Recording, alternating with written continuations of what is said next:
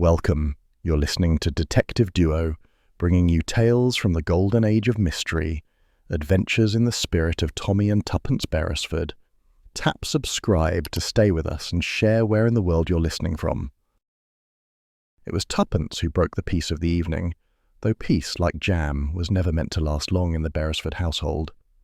Tommy had spread the dismantled carcass of a wireless set across the sitting-room table, whistling tunelessly as if he were performing surgery to music.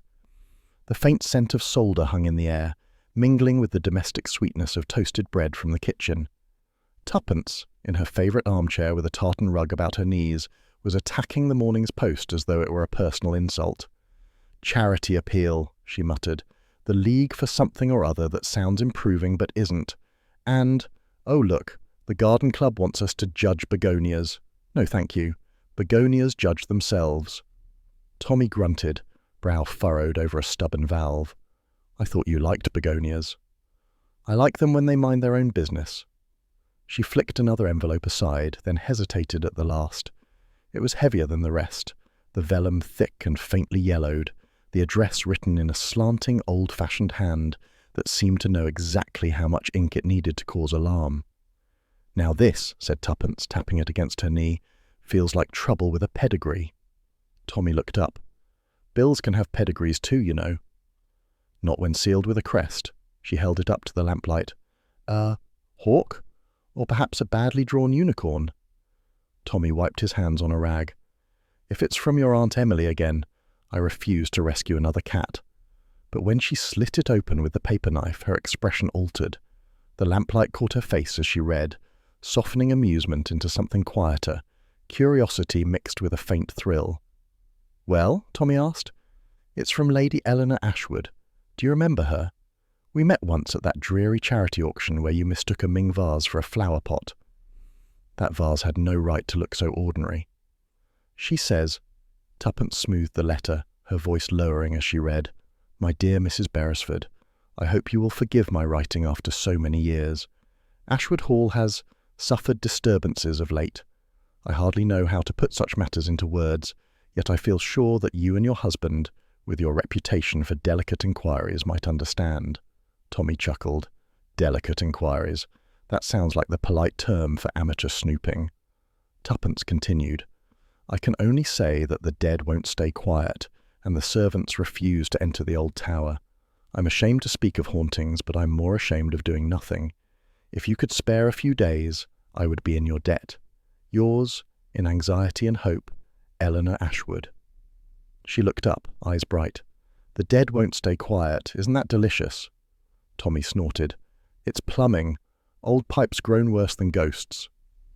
"Tommy," she said reproachfully, "you have no poetry in you." "I have plenty. I just prefer mine without mildew." He turned back to the wireless, pretending indifference, though she saw the corner of his mouth twitch. "Ashwood Hall. Where is it?" "Somewhere in Gloucestershire, I think. Large house, larger debts, one of those places people refer to as ancestral to disguise the drafts." "Perfect for a haunting, then." "Exactly. Don't you see? A lonely widow, a locked tower, whispers in the night, and you smelling mystery like a hound at the hunt." Tuppence folded the letter carefully. "When a titled lady begs for help, it would be rude to decline. Besides, we've been dreadfully respectable lately." "Respectable is good for digestion. Boring for everything else." Tommy leaned back, studying her. Even after all these years, he still marvelled at the spark in her, how swiftly boredom turned to adventure, how the ordinary transformed under her gaze. "You're really keen, aren't you?" "Desperately. Look at the phrasing. The dead won't stay quiet. People don't write like that unless they mean to be overheard by fate." He laughed. "All right, Mrs. Beresford. We'll motor down to Ashwood Hall and exorcise the pipes. But if the ghost turns out to be the central heating, you're paying for repairs." "Done." She rose, energized, and began tidying the table with brisk, unnecessary efficiency. "We'll leave in the morning. I'll pack the torch, the notebook, and something suitably skeptical for you to wear." Tommy reached for the letter she'd left beside the radio. "Mind if I look?" "Only if you promise not to smudge it with solder." He read it in silence. The handwriting trembled slightly but was elegant, the paper faintly scented with lavender. "She sounds frightened," he said at last. "Yes, said Tuppence softly. "That's what makes it real." For a moment, neither spoke. Outside, the village clock chimed 9, and the wireless gave a faint hiss of protest as Tommy flicked the switch. Music crackled, then steadied, a dance tune bright and insistent, absurdly cheerful against the hush. Tuppence moved to the window. Beyond the lamplight lay the dark silhouette of their small garden, apple branches pressed against the glass like cautious hands. "Do you ever think," she said, "that letters are rather like ghosts themselves, voices arriving long after they're sent?" Tommy smiled. "Not usually, but I'll admit this one's got good timing." She turned back to him. "You'll come then?" "Of course. Someone has to drive the car and keep you from interrogating the parish vicar before breakfast." "Unfair. I never interrogate before tea." He began gathering the pieces of the wireless. "Well, the haunted tower can wait until morning.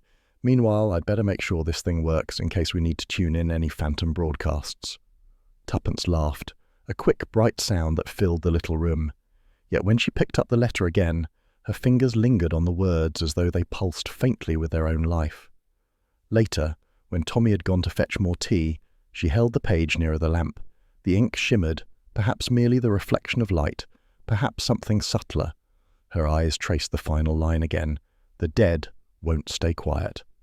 Somewhere, a floorboard creaked. Ordinary, familiar. But she started nonetheless, glancing toward the doorway before scolding herself. "Nerves, Tuppence," she whispered.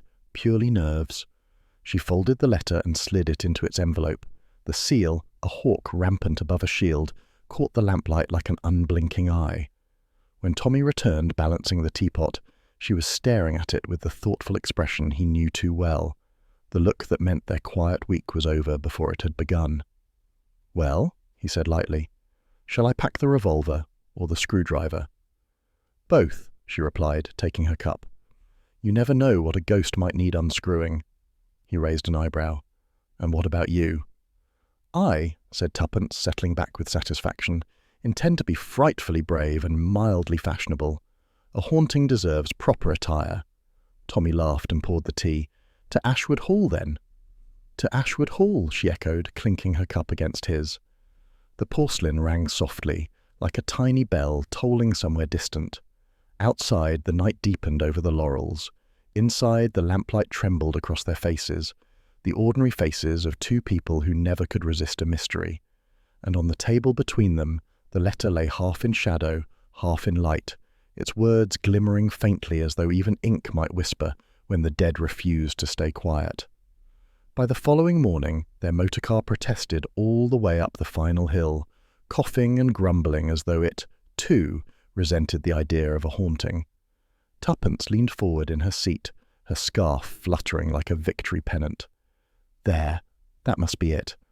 Ashwood Hall appeared first as a suggestion of shadow among the beeches, then as a great sweep of grey stone, ivy-clad and turreted, its windows sunk deep and dark as watchful eyes. It had the sort of weary grandeur that suggested both family pride and family ruin. Tommy eased the car to a halt before a gatehouse that had clearly retired from active duty decades ago. "If ghosts need proper accommodation," he remarked, "they've chosen well." A thin line of smoke drifted from one of the chimneys. Beyond the ornamental pond, a green moat reflecting an equally green sky, rose the north tower, round and forbidding, its roof slightly askew like a cap tilted in defiance of centuries. Tuppence clasped her gloves. "It looks utterly marvellous." Tommy groaned. "It looks cold." Before he could add more, a manservant of spectral pallor appeared at the front steps. He bowed just enough to suggest good breeding tempered by bad nerves. "Lady Eleanor is expecting you, madam, sir." They followed him through a vast entrance hall where portraits of melancholy Ashwood stared down from the walls, each expression saying, "We warned you." The air smelled faintly of beeswax and damp roses. Lady Eleanor Ashwood was waiting by the fireplace. She was a tall woman in her late 50s, her elegance frayed only at the edges. A strand of silver hair had escaped her chignon, and her smile trembled between gratitude and embarrassment. "Mr. and Mrs. Beresford," she said, extending her hands. "How good of you to come. I hardly knew if my letter would reach you." "It reached us very well indeed," said Tuppence warmly. "We've been longing for a little excitement." Lady Eleanor gave a ghost of a laugh.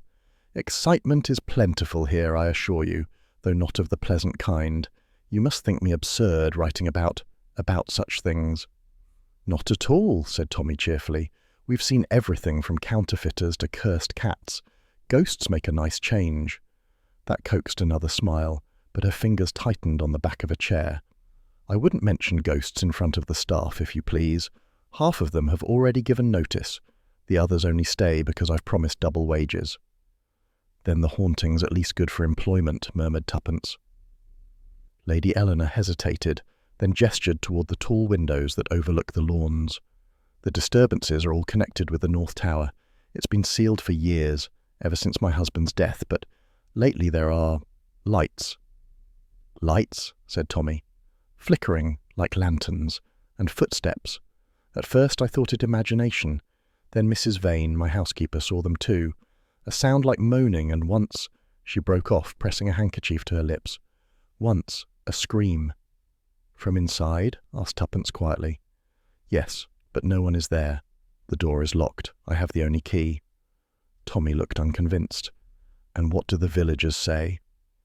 "That Ashwood is cursed." Lady Eleanor gave a weary sigh. "During the Civil War, one of my ancestors, Sir Ambrose Ashwood, was accused of betraying the king. He was executed in that tower.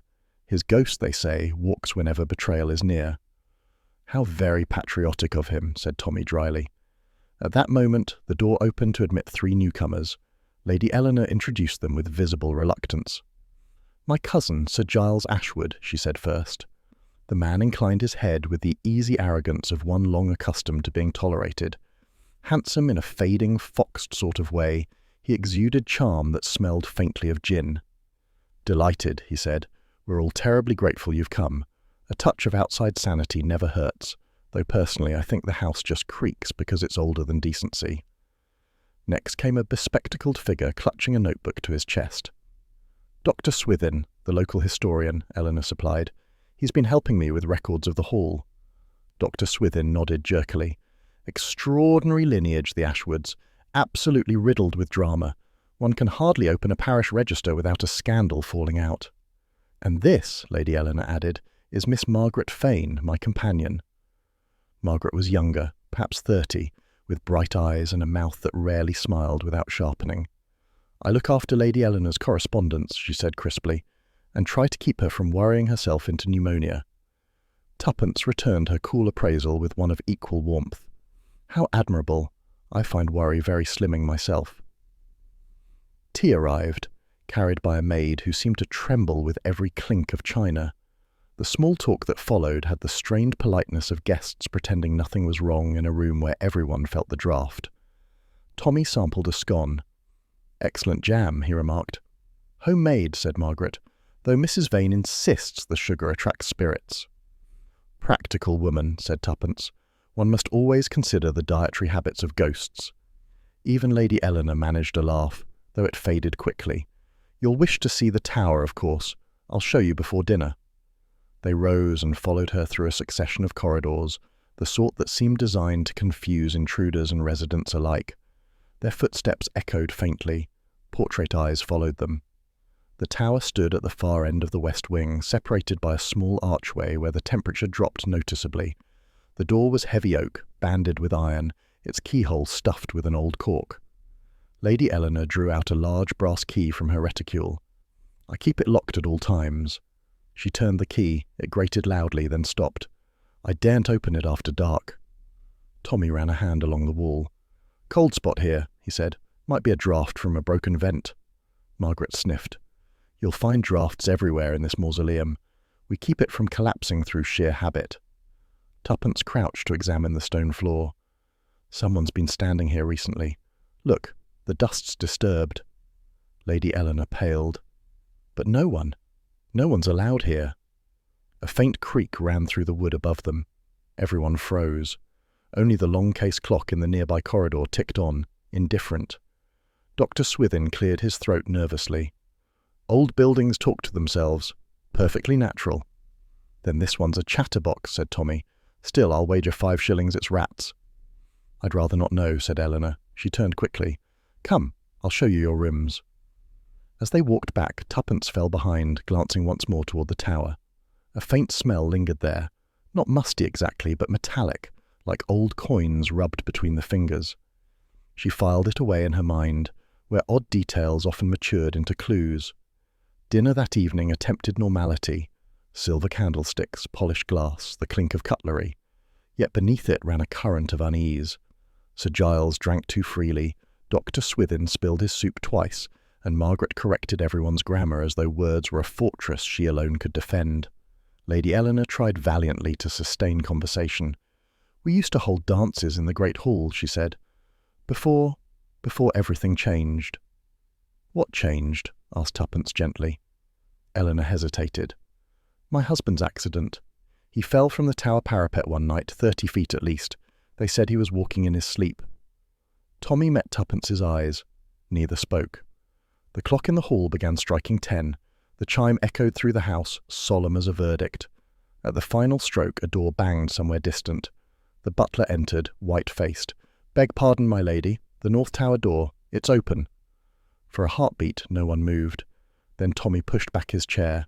"Let's have a look, shall we?" They hurried through the dim corridors, candles wavering. The tower door stood ajar, its hinges sighing as if exhausted by centuries of secrets. Beyond yawned darkness. Tommy stepped forward, Tuppence at his side. The air was damp, heavy with the scent of stone and rust. Their candlelight trembled over the floor. Nothing moved, yet something unseen seemed to watch them back. "Anything there?" whispered Lady Eleanor. Tommy bent, then straightened slowly. "Nothing but air," he said, "and the faint smell of iron." Tuppence touched his sleeve. "Not iron," she murmured. "Blood smells like that too, when it's very old." The wind, or something pretending to be it, breathed through the passage, and the candle guttered out. That night began with the sound of something small but deliberate, not the house settling, nor the wind testing a latch. This was softer, rhythmic, purposeful. A faint tap, scrape, tap, drifting from somewhere above their room. Tuppence sat bolt upright, her hair tousled but her instincts wide awake. "Tommy," she whispered. He groaned into the pillow. "If that's the ghost asking for cocoa, tell him the kitchen's closed." "Listen." He did, and frowned. The tapping came again, followed by a dragging shuffle as though someone or something were shifting furniture very slowly in the dark. Tommy swung his legs from the bed. "I'll just go and tell the poltergeist to keep decent hours." Tuppence was already reaching for her robe. "You are not going alone. Not in this house." Moments later they stood in the corridor, candlelight trembling over the ancient wallpaper. The hall lay silent except for the steady tick of the grandfather clock at the far end. Above them, the ceiling creaked faintly, then stilled. "Servants' passage, perhaps?" said Tommy. "There must be one leading up toward the tower." They moved quietly along the corridor until Tuppence's light caught a narrow panel half hidden behind a faded tapestry. She touched it. It yielded with a reluctant groan, revealing a steep wooden stairway spiraling into darkness. Tommy peered upward. "That's not dust. It's centuries of discouragement." "And yet," Tuppence said, bending closer, "someone's been through here recently." The stair treads bore a faint line of smudged footprints, smaller than Tommy's, heavier toward the middle, as though the climber had carried something awkward. She ran her finger along the banister. The dust came away unevenly. Tommy's eyes narrowed. "Our ghost's got boots." He started upward, the candle flickering in his hand. Near the top, his sleeve snagged on something. He freed it and found a small silver button caught on a rusty nail jutting from the wall. He turned it over in the candlelight. "Modern, polished. Whoever's haunting this place does it in evening wear." "Not very ghostly," murmured Tuppence. They reached a landing where a door had long ago been bricked up, leaving only an outline beneath flaking plaster. Beyond, the faint smell of stone and cold air hinted at the tower's proximity. Nothing moved now. The silence had the weight of listening. "Enough for one night," Tommy said quietly. "If there's mischief afoot, it's clever mischief, and I prefer clever opponents in daylight." Tuppence cast one last look upward. The stairwell swallowed the candlelight greedily, as though waiting for something else to climb. The next morning found Ashwood Hall pretending innocence. Sunshine filtered weakly through high windows, making dust motes look festive, but the household wore its nerves like mourning clothes. At breakfast, the butler, Mr. Hargreaves, stood pale and indignant at the sideboard. "If it please you, my lady, I must give notice. There's glass shattered in the tower window again. No wind could have done it." Lady Eleanor's teacup trembled slightly. "Mr. Hargreaves, we've spoken of this. The tower is sealed." "Then your ghost keeps a locksmith," he said stiffly. "I'll not go near it again." Tommy and Tuppence exchanged glances. "Perhaps we might take a look later," said Tommy. The butler flinched. "Not me, sir. I'm no man to meddle with the dead." "Nor the living, apparently," murmured Tuppence. Sir Giles entered then, yawning theatrically. "What's this about the dead again? I swear, Eleanor, if you don't have the place exorcised, the servants will be gone, and the rats will demand a wage." Lady Eleanor's reply was sharp. "If you find the atmosphere oppressive, Giles, you're quite free to leave yourself." He smirked, poured himself coffee, and ignored her. Across the table, Dr. Swithin was scribbling frantic notes on a scrap of paper.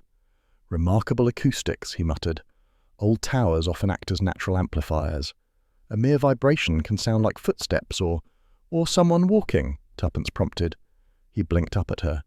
"Precisely. Sound deceives the nerves. It's all quite explainable." "Then explain the button," Tommy said, producing it. The historian adjusted his spectacles. "Ah, yes, modern tailoring. Perhaps left by a curious servant." "Or a curious scholar," Tommy suggested. Dr. Swithin flushed. "I would never trespass on private sections of the hall." Lady Eleanor looked between them with weary resignation.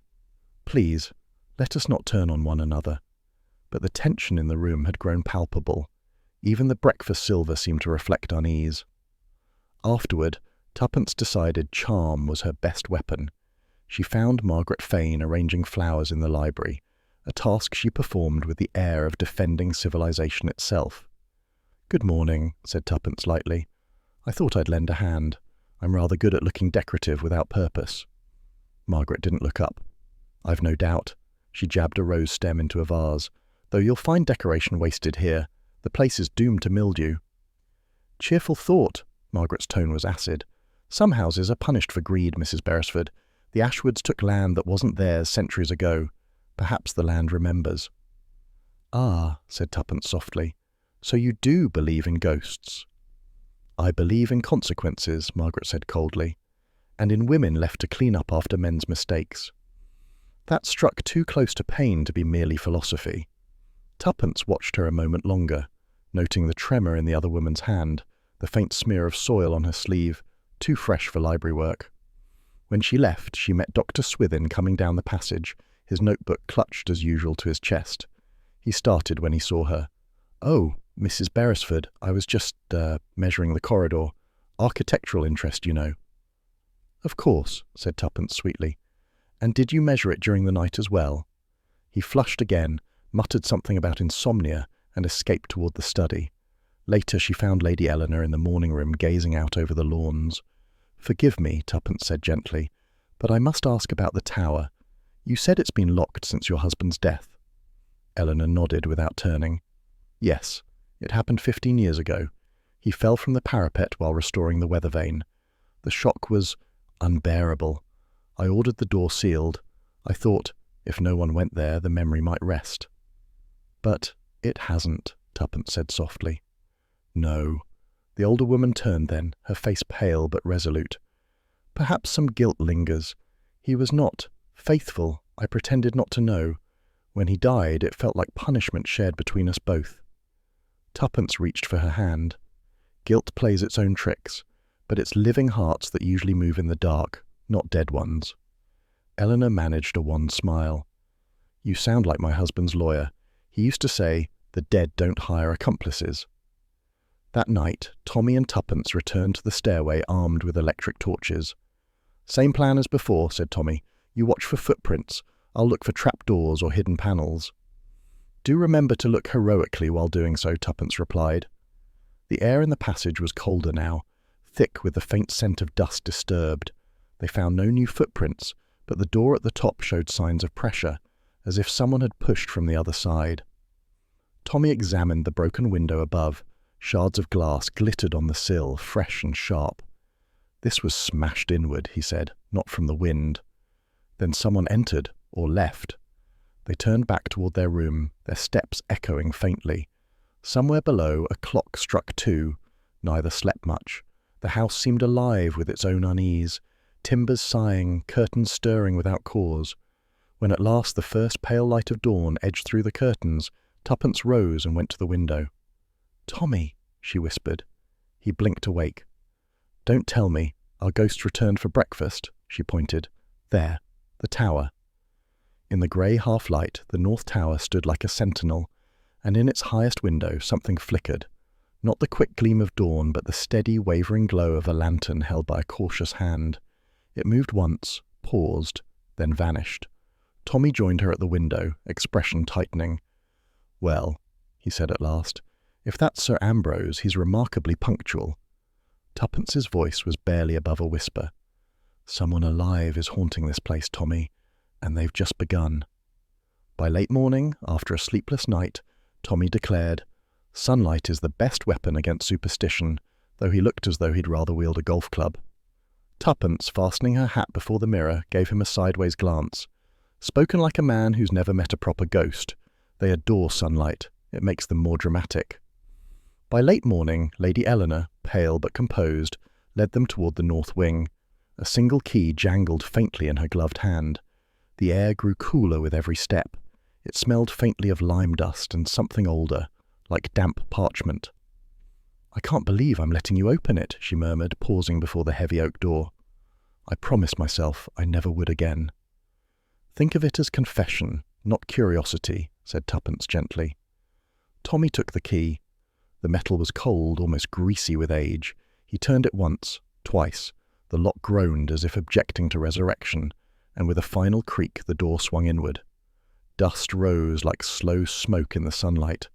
The room beyond was narrow and circular, the stone walls lined with webs that hung in spectral drifts. Yet amid all the age, something modern gleamed sharply, a cigarette stub lying near the base of the staircase, its end cleanly cut and faintly perfumed. Tommy crouched. "Egyptian blend. Still smells fresh. Ghosts with taste." Lady Eleanor's hand flew to her mouth. "But no one smoked in this house since the haunting began," Tuppence supplied. She nodded, colour draining from her face. The spiral staircase wound upward in a slow, dizzying coil. Each step was worn hollow in the centre, polished by centuries of cautious feet. They climbed carefully, the sound of their shoes a whisper against stone. At the top, a circular room waited, empty except for a great wooden chest and a portrait that hung crooked on the wall. The man depicted was hard-faced, his eyes as cold as forged steel beneath the powdered wig. Sir Ambrose Ashwood, the traitor of legend. Tuppence moved closer. "He looks the sort who'd haunt purely out of spite." Tommy rapped his knuckles against the chest lid. Dust flew, but the lock held firm. "Empty or full, we'll need tools to open this. Heavy as sin." He stepped back, eyeing the walls. "Curious. Hear that?" He struck one section lightly with his fist. A dull thud, then a second sound, hollow, echoing. "That's no solid wall." Tuppence joined him. The stone looked identical to the rest, but when she pressed lightly, it trembled, just slightly, enough to betray a void behind it. "Secret chamber," she whispered, "or hidden passage. Old houses are riddled with them, perfect for scaring widows and stealing documents." Tuppence smiled faintly. "You're thinking of last year's case." "I always think of last year's case when something smells of damp deceit." Lady Eleanor, standing at the doorway, looked torn between fascination and terror. "Please, I can't bear to stay in here."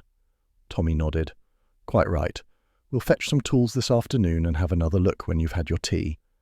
As they descended, Tuppence lingered at the stairhead, gazing one last time at the portrait. For an instant, in the slanting light, she thought the painted eyes gleamed brighter, mocking, almost alive. She blinked, and the illusion was gone.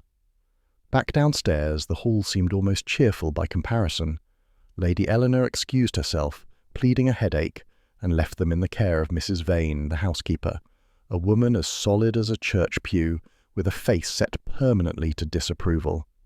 "You've no business waking what ought to lie quiet," she said bluntly, dusting the mantle with more force than affection. Tommy smiled. "We're not ghost hunters, Mrs. Vane, just fact-finders." "Facts don't help the dead rest," she replied, "and you'd best remember, there's something in that tower that doesn't like to be disturbed. The last one who meddled fell to his death." "Lady Eleanor's husband," said Tuppence softly. Mrs. Vane's eyes flicked toward her. "Aye, and mark my words, he wasn't pushed by mortal hands." With that, she left, her skirts whispering down the corridor like offended judgment. Tommy exhaled. If superstition could be bottled, this place would make a fortune. "Still," said Tuppence, thoughtful, "she's afraid of something real. You can always tell. Fear without reason doesn't leave creases round the mouth." They spent the afternoon exploring the tower's outer wall from the garden. From this side, the masonry looked unbroken, though ivy clung thickly to the stones. Tommy tugged at a section and frowned. "There's a small gap here, air coming through, the hollow wall again." "And someone's been smoking near it," Tuppence said, pointing to a second cigarette butt half hidden in the grass. They exchanged a glance. The coincidences were growing thin. By late afternoon, clouds gathered, grey and unsettled. Inside, tea was served early, a subdued affair. Lady Eleanor scarcely touched hers. Sir Giles appeared halfway through, looking cheerfully unrepentant and smelling faintly of brandy. "I hear you've been unearthing family secrets," he said. "Do tell me if you find any that might fetch at auction." "Only a wall that lies," said Tommy. "Then it's in good company," murmured Margaret from her corner. She hadn't smiled all day. The remark went unanswered, but it lingered. After dinner, the house withdrew into uneasy silence. Somewhere a clock chimed 9.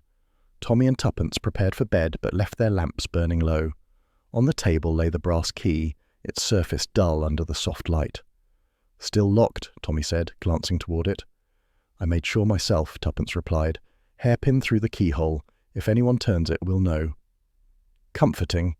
He stretched out, hands behind his head. "Though I doubt we'll sleep much. I keep hearing that hollow wall calling for a hammer." "Tomorrow," said Tuppence. "Tonight, we listen." The house breathed its midnight sighs, and wind stirred the ivy, making faint scratching sounds against the windows. Once or twice a mouse or something heavier shifted in the wainscoting. Tuppence lay awake, tracing the pattern of the ceiling in the faint glow from the hearth. Then she felt it, that subtle change in air pressure that often precedes discovery. "Tommy," she whispered. He stirred instantly, trained by years of nocturnal adventure. "What is it?" She pointed toward the window. The north tower loomed in silhouette against the moonlight, and in its upper window a glow had appeared, dim, flickering, but steady enough to betray intelligence. "There," she breathed. Tommy was up in an instant, crossing to the table. The key lay exactly where they'd left it. The hairpin still sealed the keyhole, unbent and unmoved. "Well," he said softly, "our ghost is a considerate burglar, uses windows instead of doors." "Or someone already inside the tower," Tuppence murmured. "Behind that hollow wall, perhaps." The light wavered once, twice, then disappeared entirely, leaving only the faint outline of the tower against the sky. They stood together by the window, silent. Somewhere below, a door creaked faintly, a sound too distant to locate, too precise to be imagination. Tuppence spoke first, her voice low but certain. "Tommy, this isn't a haunting, it's a masquerade." He nodded slowly. "Agreed. But whoever's behind it knows the hall as well as its ghosts do." She gave a short, mirthless laugh. "Then tomorrow we start hunting the living." Morning brought no sign of disturbance. The tower door was still locked, the hairpin unbroken. Yet when Tommy examined the key, he noticed something new, a thin smear of oil on the metal, faint but undeniable. He held it up for Tuppence to see. "Someone oiled the lock recently, within hours, I'd say." Tuppence's eyes narrowed. "Then the question isn't how the door opens, but who's already on the inside." She turned toward the tower's distant outline visible from their window. The rising sun touched its stones with pale gold, making it look almost innocent. But beneath that glow, the shadow of the unseen chamber seemed to pulse with life, quiet, waiting, and far too human. Later that same day, restless and alone, Tuppence returned to the tower. She had never trusted portraits. They had a disagreeable habit of knowing too much. By late morning, the hall had settled into its usual pattern of forced calm, servants moving with muffled efficiency, Lady Eleanor shut away with her correspondence, and Sir Giles loudly dictating letters that no one intended to post. Tommy had gone to the village for supplies, leaving Tuppence free to wander. She returned to the tower room, drawn less by logic than by instinct. Sunlight slanted through the narrow windows, throwing stripes across the dust. The air smelled of age and something metallic, perhaps from the old chest. The portrait of Sir Ambrose Ashwood hung crooked on the wall, his expression as contemptuous as ever. Tuppence studied him, arms folded. "You're a thoroughly unpleasant man," she told him, "but I doubt even you would bother flickering lights just to scare a widow." She stepped back, squinting. For a moment, just a heartbeat, the painted eyes seemed to glint differently, like a catch of reflected light. Then, unmistakably, one appeared to move. She froze. "Now don't you dare!" Silence. Only the faint whisper of air through cracks. It happened again. A minute twitch, the suggestion of a blink. Her pulse leapt. Tuppence advanced slowly, one hand raised. Up close, she could see it wasn't trickery of paint, but something more deliberate. 2 pinholes drilled cleanly through the canvas, perfectly placed over the eyes. "Well," she said softly, "you've been keeping watch in more ways than one." Crouching, she examined the wall behind the frame. Dust, cobwebs, and faint scratch marks along the lower edge where the frame had been moved recently. With delicate care, she eased the portrait aside. Behind it, a narrow rectangle of darkness opened in the stonework, a hollow recess with a small iron grate leading into blackness. "Tommy," she whispered automatically, though he was nowhere near. The hole was scarcely large enough for a cat, but a human eye could fit easily against it. The idea of someone standing in the darkness, peering through, made her skin prickle. Footsteps echoed faintly in the corridor below. Tommy's brisk stride. She called down, "Up here, and bring your curiosity." He appeared minutes later, toolkit in hand, looking both exasperated and intrigued. "You realize you only call me when there's dust or danger." "Both, as it happens." She gestured toward the wall. "Our ghost has been spying." He examined the drilled holes, then gave a low whistle. "Neat work. Fresh, too. Someone's been enjoying private theatre performances." "Of Lady Eleanor's nerves," said Tuppence, "and perhaps ours, if they'd noticed us poking around." Tommy set down his case and began tapping along the stone. One section sounded hollow. He pried at it gently with a screwdriver until the panel shifted, revealing a dark, narrow passage behind. "Crawl space," he muttered. "Not on the original blueprints, I'll wager. Smells like it connects to something bigger. Cellars, perhaps." He angled his torch through the gap. The beam vanished into dust and cobwebs, catching the faint glint of metal steps leading downward. Tuppence wrinkled her nose. "You go first. You're expendable." "Gallant as ever," said Tommy, ducking inside. The passage was claustrophobic, the air stale with the scent of neglect. His voice echoed faintly as he descended. "This runs parallel to the main tower wall. Could be used for maintenance, though more likely mischief." Tuppence followed, trying not to brush against the damp stone. After a short descent, the tunnel opened into a cramped chamber lined with old wine racks. Broken bottles lay scattered, their labels curled with age. "Well, this explains the moaning," said Tommy. "It's the sound of vintage claret lamenting its youth." Tuppence ignored him, running her hand along the wall. "There's a door here, bricked over long ago. Whoever used this place wanted privacy, not storage." A glint caught her eye. Another cigarette stub, this one flattened beneath a shoe print. "Same brand," she murmured. "Our ghost's taste persists." Tommy crouched beside her. Fresh again. Hours, not days. They exchanged a look that required no words. When they emerged into daylight, Lady Eleanor was waiting at the bottom of the stair, wringing her gloves. Her face was ashen. "Mr. Beresford, Mrs. Beresford, I found this." She held out a folded sheet of paper. The handwriting was crude, scrawled in charcoal. "Leave the past buried, or the dead will rise again." Tuppence took it gently. "Where did you find it?" "Under my bedroom door." Tommy examined the paper. "Cheap stock, probably torn from a ledger. Charcoal from the hearth, not pencil. Someone local." Eleanor's composure cracked. I can't bear much more of this. I thought, perhaps I should sell the place, leave. Tuppence's tone was firm. That's precisely what someone wants you to do, and I rather dislike giving bullies the satisfaction. Tommy nodded. Besides, if you left, the ghost might follow us home. I'd have to charge it rent. That drew the faintest smile from her before she excused herself. When she was gone, Tuppence turned the note over thoughtfully. You know what this means, don't you? We're dealing with flesh and blood. Someone who knows the house, the history, and Lady Eleanor's fears. Tommy pocketed the paper. Could be inheritance. Sir Giles would benefit if she sold. Or perhaps Dr. Swithin, hoping to uncover buried treasure and publish himself into fortune. Or Margaret, said Tuppence. She's protective to the point of irritation. Sometimes devotion hides guilt.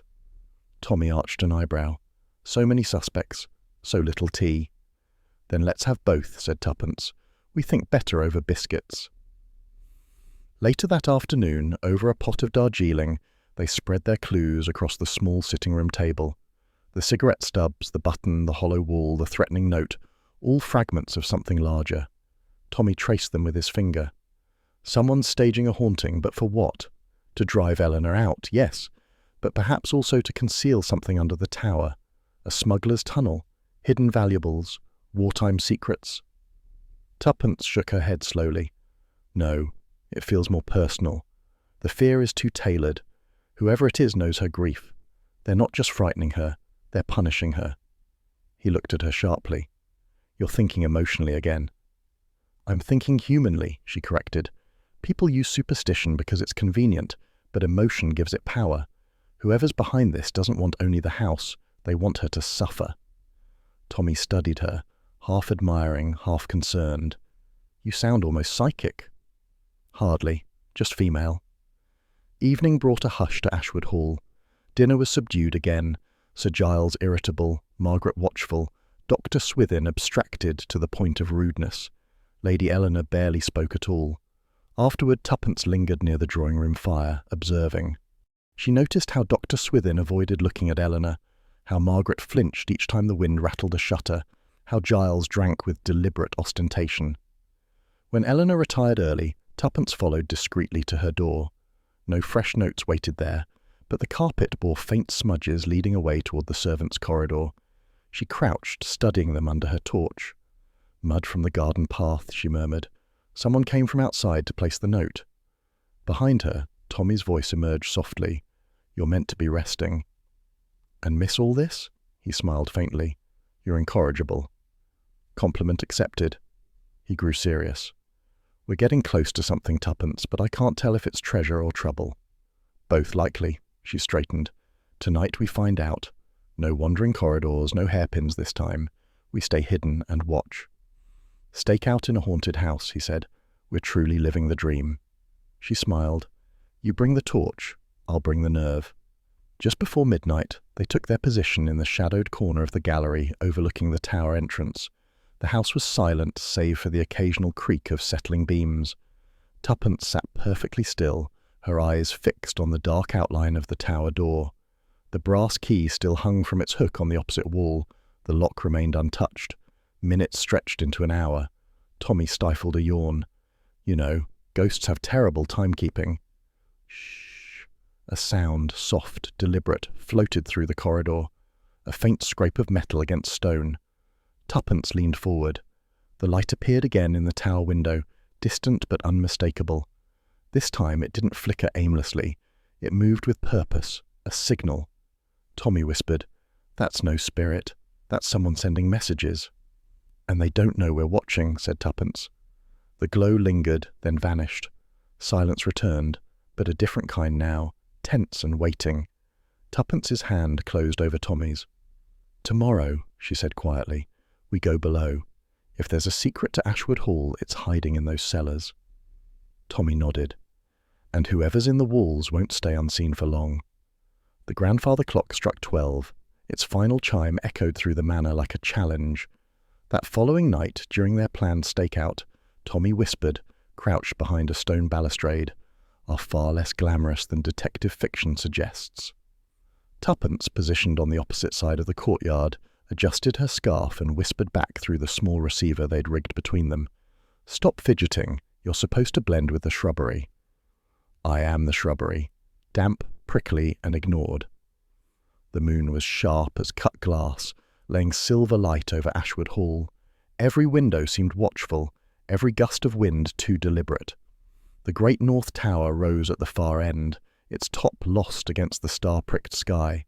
They had chosen their positions after dinner, slipping away unnoticed when the household retired. Lady Eleanor had pleaded with them not to risk themselves. "I'd rather lose the house than see more death," she'd said, but Tuppence's smile had been too calm to argue with. Now the hall was still. Midnight drew near. A single candle glimmered faintly behind a curtain in Lady Eleanor's chamber, but otherwise the place might have been carved from silence. Then, faintly, footsteps. Tommy stiffened. A door clicked somewhere below, followed by a thin streak of light moving along the corridor like a living thread. "Movement, north wing," he murmured. "Got it," came Tuppence's quiet reply. The beam wavered, then turned toward the base of the tower. A shadow detached itself from the darkness, carrying a lantern half-shielded by cloth. It paused before the door, fumbling with the key. Tommy crept closer, heart steady but alert. The intruder managed to open the door just enough to slip inside. Tommy waited a beat, then followed silently. The tower's interior smelled of damp stone and candle smoke. The figure stood in the centre, lantern held low. Its light flickered across the portrait of Sir Ambrose and the heavy chest beside it. "Interesting hour for historical study," Tommy said conversationally. The man whirled, nearly dropping the lantern. Dr. Swithin's pale face stared at him, beads of sweat gleaming on his temples. "Mr. Beresford," he stammered, "you startled me. I thought everyone retired." "They did," said Tommy. "Including the dead, I assume, unless you've revived them for your research." Dr. Swithin swallowed hard. "You misunderstand. I heard sounds, sobbing, as if someone were in pain. I came to investigate purely in the interest of history." "History must keep dreadful hours." The historian gave a nervous laugh. "Perhaps I imagined it. The acoustics here are, peculiar." Tommy stepped forward, examining him in the lantern's glow. The man's hands trembled slightly and dark smudges stained his fingertips. "Ink," Tommy noted. "Not exactly the residue of ancient walls." Swithin rubbed his hands together. "I was transcribing old records earlier. The ink must have lingered." "Of course. Happens to me every time I write invisible letters." Before the man could answer, the door opened again. Tuppence entered, calm and precise, her flashlight beams slicing through the gloom. "Well, this is cosy," she said. "I see the séance has already started." Swithin flinched. "I swear I was only—" Yes, communing with the past. I believe you." Her voice softened slightly. "What did you hear, Doctor?" He hesitated, eyes darting between them. "Crying. Very faint. A woman's voice. I thought it came from the walls." "From the walls?" Tommy echoed. "Not the direction most ghosts choose." Tuppence moved to the far side of the room. Something had caught her attention. Faint scratch marks on the stone near the base of the hollow section they'd discovered days before. She crouched, tracing them with her torch. "They're fresh," she murmured. "Look, A-S-H." Tommy knelt beside her. "Ash. As in Ashwood. Or perhaps the beginning of something else." Swithin peered down. "A coincidence," he said too quickly. "Perhaps from the workmen who sealed this room long ago." "Workmen who smoked Egyptian cigarettes?" Tuppence asked dryly. Before she could press further, the heavy clang of footsteps echoed from the corridor below. The door burst open and Lady Eleanor appeared, her dressing gown clutched tightly around her. Her face was bloodless. "Someone's been in my study," she gasped. "The drawers were forced, my late husband's papers gone." Tuppence was at her side in an instant. "When did you discover it?" "Just now. I couldn't sleep. Something felt wrong. I went to fetch my prayer book and saw the light under the door." Tommy rose slowly. "Then whoever took the documents came straight here afterward." Swithin stammered. "You can't think. Surely you don't imagine I—" "No one's imagining anything yet," said Tommy evenly, "though you do seem to be at the heart of the night's adventures." Tuppence guided Lady Eleanor to a chair. "What exactly was taken?" "A deed," she whispered. "Old but important. The original charter granting Ashwood Hall to our family. It's worthless in money, but symbolic. I kept it locked in my desk. Tommy's eyes met Tuppence's. Symbolic things often turn valuable when inheritance is concerned. Swithin wrung his hands. This is absurd. I'm a scholar, not a thief. Then you won't mind if we search your room, said Tuppence pleasantly. He turned scarlet. Certainly not. But this is an outrage. I'll take that as consent, said Tommy. Eleanor shivered, staring toward the portrait. I knew it, she whispered. He's punishing me. Sir Ambrose never forgave betrayal. Tuppence knelt beside her. No ghost steals legal documents, my dear lady. We're dealing with a clever, frightened human being, and fear makes people theatrical. A draught stirred through the room then, extinguishing the lantern. For a moment, they were plunged into darkness. When Tommy relit it, Swithin had moved instinctively toward the wall, specifically the section concealing the passage. Tommy noted the motion. Curious place to stand, Doctor. I was only keeping out of the way. Indeed, stay there. He swung the lantern beam toward the portrait. Something glinted on the top of the frame, a small metal object resting in the dust. Tuppence reached up and retrieved it. It was an old key, ornate and heavy, engraved with a tiny crown insignia. She turned it thoughtfully in her fingers. Well, well, our ghost carries royal connections. Swithin leaned forward, fascinated despite himself. That's extraordinary.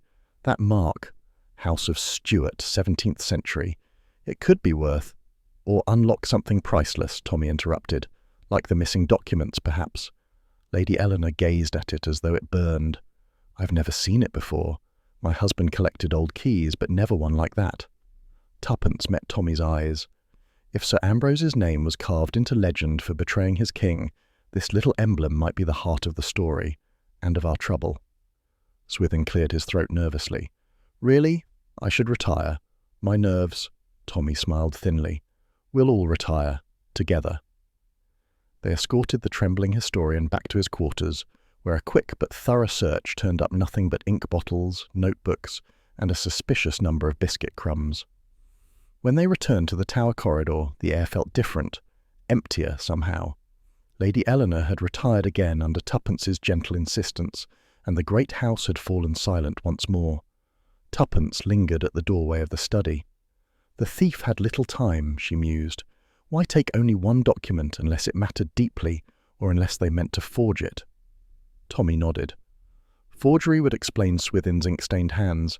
He could be replicating signatures even now. Or someone used his habits as camouflage, Tuppence said.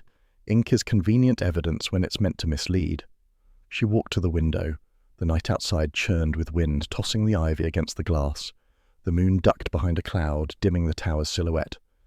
Tommy, she said quietly, what if this isn't about money at all? What if it's guilt? He frowned. Meaning? Lady Eleanor spoke of her husband's betrayal, personal and historical. Suppose someone believes the curse is real, that the sins of the past demand atonement. Fear can make people steal or destroy what they think is cursed. He smiled faintly. You're getting poetic again. I'm getting close, she said. They stood a while longer in the darkened corridor, listening. Somewhere below, a door creaked softly, then stilled. The sound was so faint it could have been imagination, but both of them heard it. Someone's still awake, said Tommy. Tuppence pocketed the old key. Then we'll wake earlier. At dawn, we follow that crawl space down. If it leads where I think it does, we'll find more than a cellar of dusty bottles. He nodded. And if our ghost is human, they won't stay hidden much longer. She smiled faintly. They never do. The lantern light flickered once more across the grim face of Sir Ambrose's portrait as they closed the door. In that brief moment, the painted eyes seemed almost alive, watching, waiting, knowing, and somewhere deep beneath the hall, in the unseen dark, something or someone shifted, setting the dust trembling in patterns older than fear itself. Of all the places to hide a mystery, Tommy muttered, it had to be underground. The morning found Ashwood Hall tense and airless, as though the night's revelations had drawn all warmth from its walls. Breakfast was a strained affair, Lady Eleanor pale and silent, Dr. Swithin avoiding everyone's gaze, and Sir Giles loudly pretending indifference. Only Tuppence looked invigorated, her eyes bright with the sort of anticipation that usually preceded either discovery or disaster. "The key fits something," she said, stirring her tea without drinking it. "Old locks rarely exist without purpose." Tommy leaned back. "And I suppose you'd like to find that purpose before luncheon?" "Precisely. Cellars first." Lady Eleanor looked up sharply. "You can't mean to go down there. They've been sealed for years." "Then it's high time they were unsealed," said Tuppence gently. "Would you trust the unknown more than the known?" The older woman hesitated, then slid the ornate key across the table. "If you must, take care. I have a dreadful feeling the hall means to yield something today." The descent began behind the pantry, a narrow door half concealed by shelving.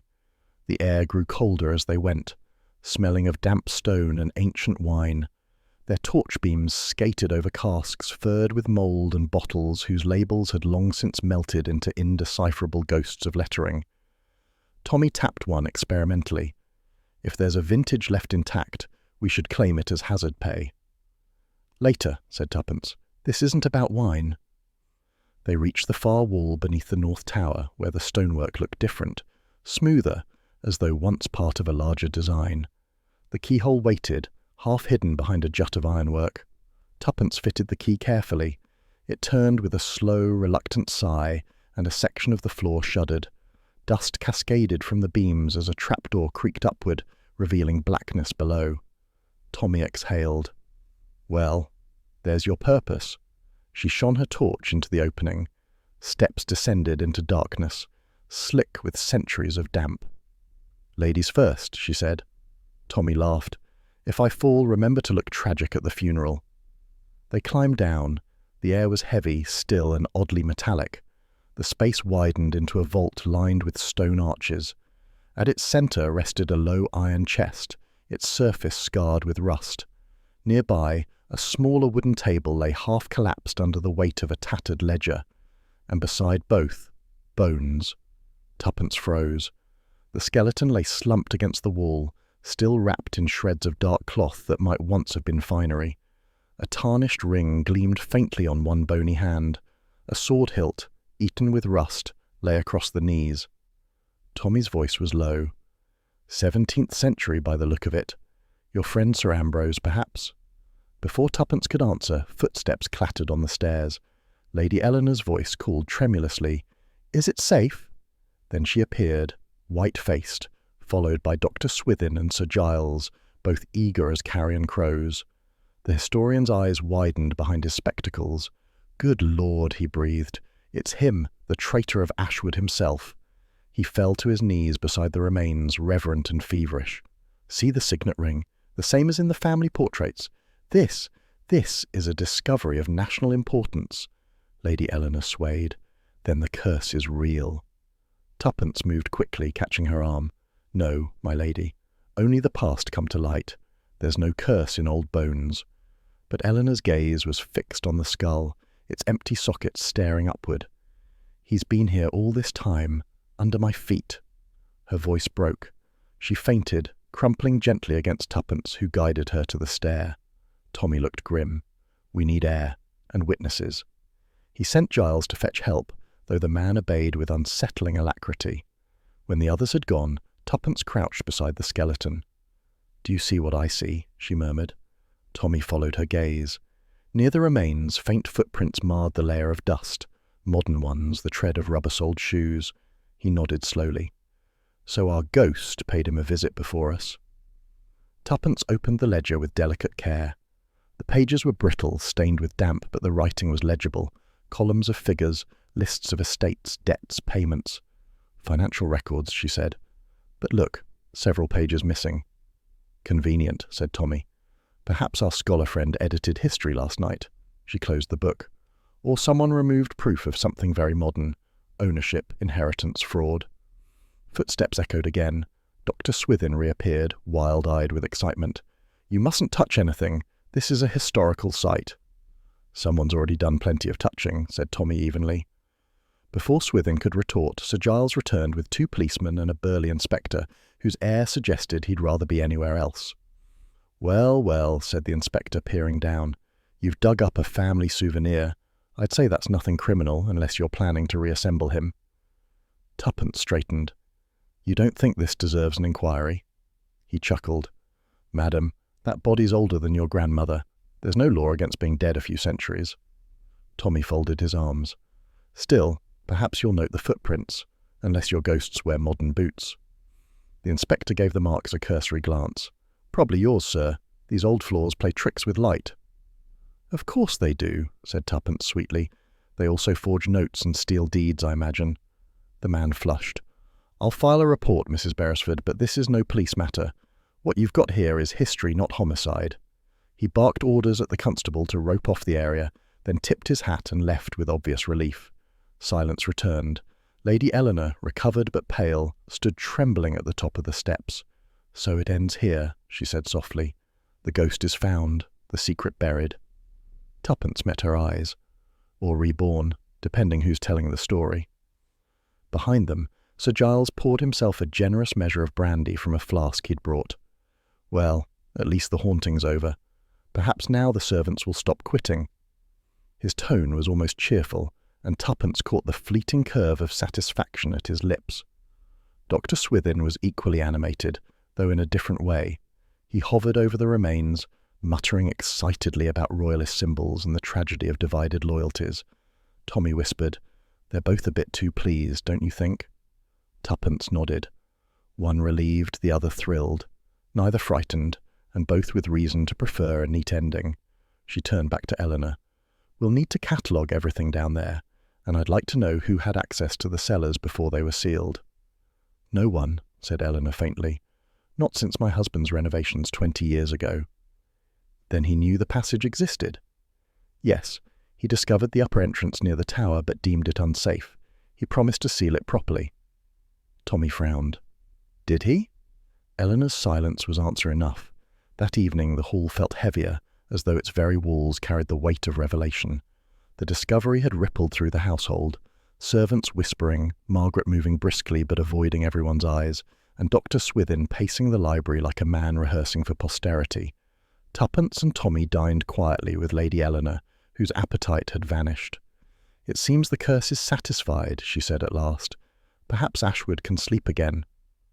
"Perhaps," said Tuppence gently, "though I doubt ghosts care much for paperwork." Eleanor gave a wan smile. "You still think this is about my husband's will?" "I think it's about something that pretends to be older than it is. History makes a very good mask." Sir Giles entered then, in uncharacteristically high spirits. "Inspector's left his seal on the cellar door," he announced. "I told him we'd handle things privately." Poor fellow looked glad to be rid of the whole business. "How efficient of you," Tuppence murmured. "Can't have the hall crawling with officials. Bad for reputation." When he'd gone, Tommy muttered, "A man that eager to close the book usually wrote the last chapter himself." Tuppence nodded absently, her thoughts elsewhere. Later she wandered alone to the gallery, unable to sleep. The portrait of Sir Ambrose loomed above, his painted eyes glinting in the candlelight. Beneath the frame, the dust where they had found the key was disturbed again, fresh smears, faint but distinct. Someone had been there since morning. She bent closer. A small torn scrap of paper lay half hidden beneath the moulding. Carefully she unfolded it. It was part of the missing ledger, its edges burned, its writing blurred but readable enough. Debt settled, to be erased from record, witnessed by. The name that followed had been deliberately scratched out. She stared at it a long moment, the candle flame trembling. Then she heard it, a faint sound deep beneath the floors, a door closing. When she returned to their room, Tommy was already awake, pulling on his robe. "I heard it too," he said. They looked at each other, both alert, both understanding. "Someone's still using those cellars," Tuppence said quietly, "and I don't think it's to commune with Sir Ambrose." Tommy picked up his torch. "Tomorrow we go back down, but next time we're not the ones to be surprised." She slipped the burnt ledger fragment into her pocket. "Good, because whoever wrote this," she said softly, "just told us the ghost isn't finished yet." The candle flickered, casting the portrait's shadow long across the floor, its eyes fixed eternally on the tower where secrets still whispered below. By the following morning, the house woke to brittle calm that follows confession without absolution. Tuppence sat at the small writing desk in their guest room, the weak sunlight falling over the papers spread before her. She had gathered every scrap connected to their arrival, the invitation, the notes, the threatening message, and a few hastily scribbled observations of her own. The air smelled faintly of smoke from the night's dying fire. Tommy, still in shirt-sleeves, was making a show of buttering toast, though his eyes flicked repeatedly to her face. "You're reading that letter again. Either it's a masterpiece or you've decided to memorize the punctuation." "It's better than your toast," she murmured. "Listen, Lady Eleanor's letter. My dear Mrs. Beresford, forgive my intrusion, but there is no one else to whom I can appeal. The dead will not stay quiet." Tommy poured coffee. "Yes, hauntingly charming. What about it?" She held the sheet against the light. "The watermark. See that faint crown symbol with a line through it? I thought it decorative, until I remembered the document the thief stole. The parchment had the same watermark, though it should date from the 17th century. Tommy leaned over her shoulder. "So our ghostwriter used very modern stationery." "Precisely, and perhaps forged the ancient deed as well. If the charter was falsified, then whoever holds the genuine papers could sell the land without Eleanor's consent. Which gives Sir Giles the motive of the year." Tuppence smiled grimly. "He's too loud when he's innocent." They found him in the library, dictating letters with the air of a man composing his own vindication. A half-empty decanter glowed amber beside him, and the Morning Post lay scattered like wounded soldiers across the desk. "Ah, our amateur sleuths," he said, too heartily. "Do come in. Have you solved our little melodrama? I imagine you'll find the skeleton most obliging. Never contradicts one's theories." Tommy smiled affably. "We're fond of cooperation, living or dead. Tell me, Sir Giles, are you also fond of correspondence? You seem to have quite a network in London." The man's pen hesitated. "Business affairs. Routine." "Solicitors?" Giles's eyes narrowed. "How do you—" "Because your drafts still smell of sealing wax," said Tuppence, "and your solicitor's name, Hargreaves and Kent, is on that envelope near your elbow. Rather careless to leave it visible." He snatched the paper. "I'll not be interrogated in my own house." "Technically," said Tommy, "it's Lady Eleanor's house, at least for the moment." A muscle twitched along Giles's jaw. "You insinuate I've forged something?" "Not insinuating, just noticing. You seem awfully eager for ownership to be resolved. A curious word to use when the ink isn't dry on a corpse's discovery." He rose abruptly, colour high. "You've no proof. You're meddling where you don't belong." Tuppence's voice was soft but precise. "On the contrary, we were invited precisely because we don't belong." For a long moment, silence. Then Giles forced a laugh. "You people live on melodrama. If you'll excuse me, I have business in Mercester." He swept out, the decanter trembling in his wake. Tommy exhaled. "He's sweating guilt in gallons." "Or fear," said Tuppence. "They often smell alike." When she returned to their room that afternoon, the grate had been freshly swept, yet the faint scent of burnt paper lingered. She knelt, brushing the ashes aside until her fingers touched a curled scrap, half hidden beneath the grate edge. It was charred but legible enough, a fragment of handwriting she recognized instantly. Eleanor Ashwood. The lower curve of the signature was smudged where fire had eaten it. Whoever had fed this paper to the flames had tried to destroy a document bearing the lady's name. Tuppence placed it carefully between the pages of her notebook. "Someone's rewriting her life one signature at a time," she murmured. Late in the afternoon, a timid knock broke the silence. The door opened just enough for a young maid to slip through. Elsie, slight and pale, twisting her apron like a lifeline. "Beg pardon, ma'am, but I thought you ought to know something. Only, please don't tell Miss Margaret." Tuppence's tone was warm. "Sit down, Elsie, you've done nothing wrong." The girl perched on the edge of the chair, eyes wide. "It's about last night, ma'am. After everyone went to bed, I couldn't sleep. The wind rattles the shutters, something awful. I looked out, toward the tower, and saw a light." "A lantern?" "Yes, ma'am, and two people, Miss Margaret and the doctor. They were talking quiet, but I could see them clear as day. Him pointing toward the ground, her shaking her head." Tuppence leaned forward. "Are you sure it was them?" "Oh, yes. I'd know her scarf anywhere. It's that green one with the fringe. Did they see you? No, ma'am. I shut the curtain quick, but this morning she told me I was never to mention it, said I'd dreamed it. Tuppence reached across, touching her hand gently. You did right to tell me.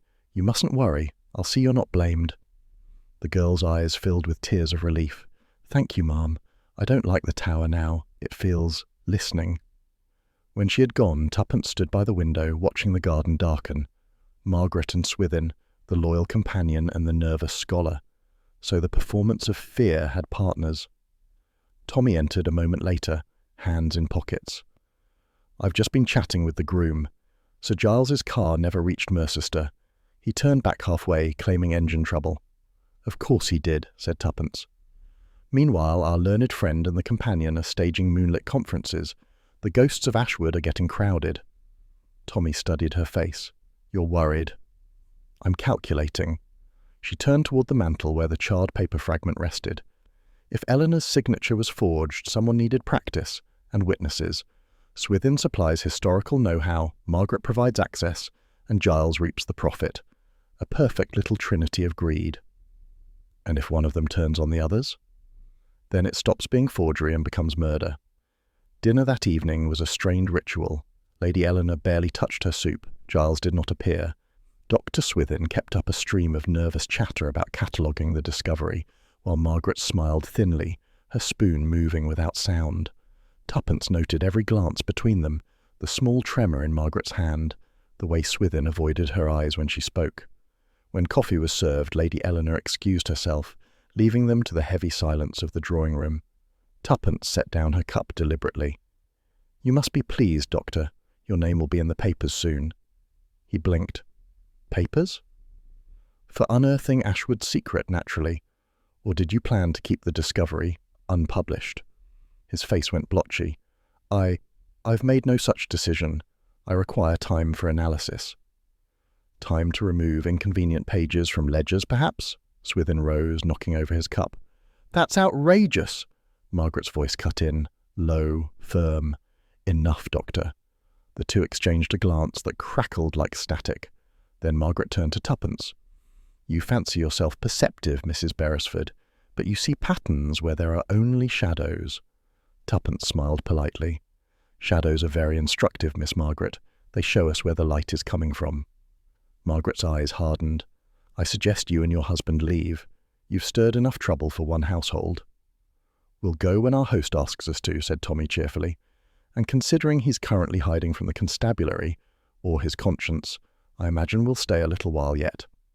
Margaret swept from the room without another word, the doctor following in her wake like a man attached by invisible string. When the door closed, Tommy exhaled. You're enjoying this. I'm terrified, she admitted softly, which is why I must keep moving. Later that night, the house was still. Tuppence sat by the fire in their room, studying the invitation once more. The watermark gleamed faintly in the flame's glow, identical to the one she'd seen on the stolen deed. Tommy emerged from the adjoining room, hair ruffled. You're at it again. Find anything new? She handed him the paper. Look closely at the fold. It's been opened and resealed twice. Different wax impressions. The first seal bears the Ashwood crest. The second is plain red. Someone copied Eleanor's letter and sent that to us, keeping the original. Tommy frowned. Meaning we were invited here by the wrong person. Exactly. Someone wanted us to see the haunting, to verify it, to keep Eleanor doubting her sanity while they worked undisturbed. Clever devils, he said. We give them credibility, they finish the theft. Tuppence's voice was quiet. But they underestimated curiosity, especially mine. A faint sound interrupted her, a floorboard creak just beyond the door. Tommy moved silently to it, yanked it open, and caught a glimpse of a retreating figure. A flash of green fringe disappeared down the corridor. Margaret, he said grimly, following us or warning someone? They exchanged a look that was half exasperation, half admiration. Tuppence folded the forged letter carefully. Tomorrow we end the play acting. I'll speak to Eleanor, privately. It's time she knew her tragedy's being rewritten for profit. Tommy nodded, tightening his robe belt like a man preparing for battle. And I'll have a word with Swithin. A little friendly chat about forged documents and misplaced loyalty. As the last embers in the grate flickered low, Tuppence looked once more at the watermark gleaming faintly across the letter's surface, its crown divided by a single jagged line, as though even history itself had been torn in two. Days later, when storm clouds finally gathered without ceremony, no thunderclap, no flash, only the slow, deliberate closing of the sky. By nightfall, Ashwood Hall looked carved from shadow, its windows gleaming like guarded eyes. Tuppence stood at the foot of the north tower, the hem of her coat brushing damp stone. She glanced at Tommy beside her. If ever a place deserved a reckoning, this one does. He adjusted his torch. I'll feel more optimistic once we have witnesses and good lighting. Light will come soon enough, she murmured, her gaze rising toward the dark slit of the tower window. Perhaps too much of it. They entered quietly through the side door, its hinges groaning like reluctant confessions. The air inside was close and heavy, thick with the scent of damp linen and extinguished candles. Near the stair-base stood Margaret, her green-fringed scarf glinting in the lantern glow. Dr. Swithin hovered behind her, wringing his ink-stained hands. Both started at the sight of the intruders. "So," Tuppence said lightly, "the curtain rises at last." Margaret's chin lifted. "You have no right to be here."